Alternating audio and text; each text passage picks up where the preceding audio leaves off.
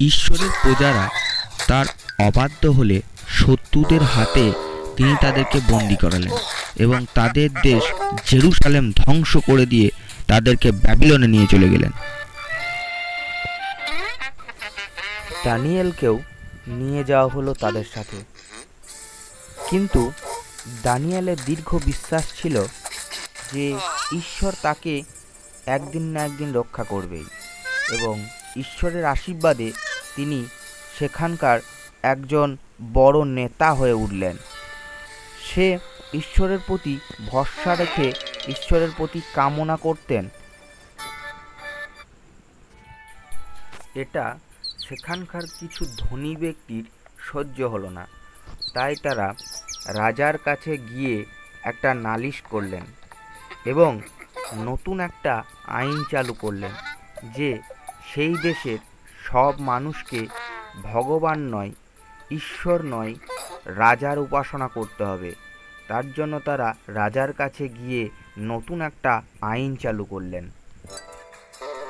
Danijel ছিল রাজার প্রিয়, তা সত্ত্বেও আইন অমান্য করায় দানিয়েলকে ক্ষুধার্ত সিংহের গুহায় ফেলে দেওয়া হলো এবং এতে ধনী ব্যক্তিরা খুব আনন্দ লাভ করলো।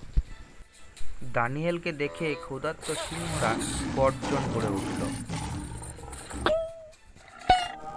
তারপর সে অন্ধকার গুহার ভেতর একটা তীব্র আলোর জ্যোতি দেখা গেল। কে যেন সিংহের মাথায় হাত রেখে বলল, দানিয়েল, যে আমার সাধনা করে তার কি আমি কোনোদিন কোনো ক্ষতি হতে দিই?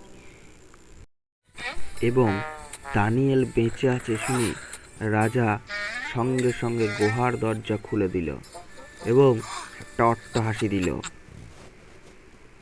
তারপর আবারও একটা অট্টহাসি দিয়ে দানিয়েলকে স্বাগত জানাল এবং রাজা বুঝতে পারল যে দানিয়েলকে ফাঁসানো হয়েছে, তাই উপযুক্ত দোষীদের শাস্তির ব্যবস্থা করল এবং দানিয়েলের কাছে যে রাজা বলল, তুমি সহ রাজ্যবাসী আমার নয়, ঈশ্বরের সাধনা করবে, ঈশ্বরের প্রার্থনা করবে।